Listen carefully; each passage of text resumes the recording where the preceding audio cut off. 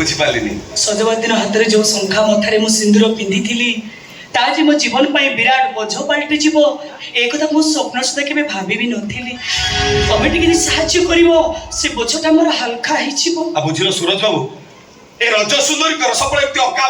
बका कथा अरे कथाटा बुझे कहले सिना मु बुझंती कथा कोन की गोपी आ को कथा कहलो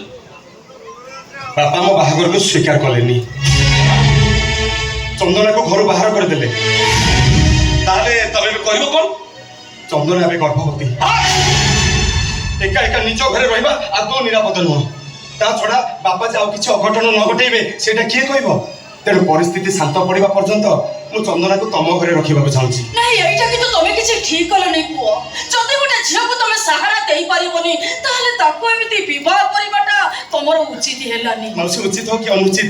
बाहागर तो सरी जाइछि एबे आ से सब कथा भाबिले लाभ कोन हबो एला सूरज बाबू मेरु सरकारी घर आम जाति गोत्र अलगा आम घर रहिबाटा कोन सुंदर लागिबो समाज को ऐसे सुंदर असुंदर कथा तू परे देखिबू